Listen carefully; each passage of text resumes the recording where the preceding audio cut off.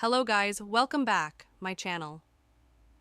Imagine waking up every single day feeling like you've already lost the battle before it even began. Your energy is drained, your focus is shattered, and your willpower feels like it's on life support. What if I told you there's one single habit that's secretly sabotaging your life, and you probably don't even realize it? By the end of this video, you'll understand why Stoics warned against this centuries ago, and how stopping it could completely transform your life. Let's dive in, STO. ISM isn't just about reading Marcus Aurelius or epics and nodding along like you've got it all figured out. It's about action. It's about confronting the habits that hold you back.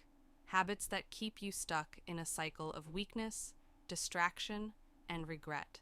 And there's one habit in particular that's more destructive than most people realize. It's not just about physical health or morality. It's about your mental clarity, your discipline, and your ability to live a life of purpose. Today, we're talking about something that's rarely discussed openly, but it's time to address it head on, because if you don't, it will keep controlling you. Let's get real for a second. Masturbation. It's something almost everyone does, but no one wants to talk about, and why would they? It's private, it's personal, and it's often tied to shame or guilt. But here's the thing. Stoicism isn't about avoiding uncomfortable truths, it's about facing them. So let's face this one. The problem isn't just the act itself, it's what it does to your mind, your energy, and your ability to live a disciplined life. The ancient Stoics didn't have modern science, but they understood something crucial.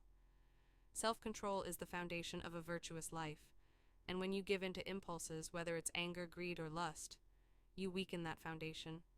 Think about it. How do you feel after you indulge? If you're honest, it's not great. You might feel a momentary release, but it's usually followed by a sense of emptiness, guilt, or even frustration. And over time, this cycle starts to eat away at your confidence, your focus, and your drive. It's not just about the physical act, it's about what it represents. A lack of control over your own desires. But here's the good news. Stoicism gives us a way out. It's not about shaming yourself or pretending you're perfect. It's about recognizing the problem, understanding why it's holding you back, and taking deliberate steps to overcome it. So let's break this down. 1. The Stoic perspective on desire and impulse. The Stoics believe that our desires, especially those tied to pleasure, are like wild horses. If you don't rein them in, they'll run wild and drag you wherever they want to go. Epics put it bluntly, no man is free who is not master of himself. Think about that for a second. Freedom isn't just about being able to do whatever you want. It's about being in control of your own mind and actions. When you give in every impulse, you're not free. You're a slave to your desires. And masturbation is one of the most common ways people give up that control. But why does it matter? It's not just about morality or some abstract idea of virtue. It's about the practical impact on your life. When you indulge in something that gives you a quick hit of pleasure, you're training your brain to seek instant gratification, and that spills over into every other area of your life. Procrastination, laziness, lack of focus. It all stems from the same root, an inability to delay gratification. The Stoics didn't just talk about this, they lived it. Marcus Aurelius, one of the most powerful men in the world, wrote in his private journal about the importance of self-discipline. He didn't do it because he was perfect. He did it because he knew how easy it was to fall into the trap of indulgence. And if a Roman emperor could recognize that, maybe it's worth paying attention to. 2. The science behind the habit. Now let's bring in some modern science to back this up. When you masturbate, your brain releases a flood of dopamine, the same chemical that's associated with pleasure and reward. And while that might sound great, there's a catch over time. Your brain starts to rely on that dopamine hit, it becomes a crutch, and the more you rely on it, the harder it becomes to find motivation elsewhere. Think about it like this. If you're used to getting a quick dopamine hit from masturbation, why would you bother putting in the effort to achieve something more meaningful? Why would you work on that project? Hit the gym or purrs? Purr a long-term goal when you can get a quick fix. Instead, this is where Stoicism and science align. Both point to the same truth. Indulging in short-term pleasure weakens your ability to pursue long-term goals, and if you want to live a life of purpose, a life where you're in control, you need to break that cycle. 3. The emotional and mental toll. Let's talk about the emotional side of this. Masturbation isn't just a physical act, it's often tied to deeper emotional patterns for a lot of people. It's a way to cope with stress, boredom, or even loneliness.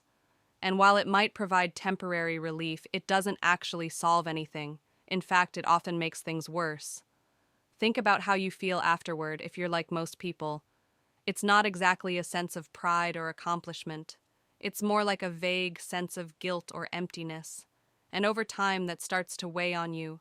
It chips away at your self-esteem and makes it harder to believe in yourself.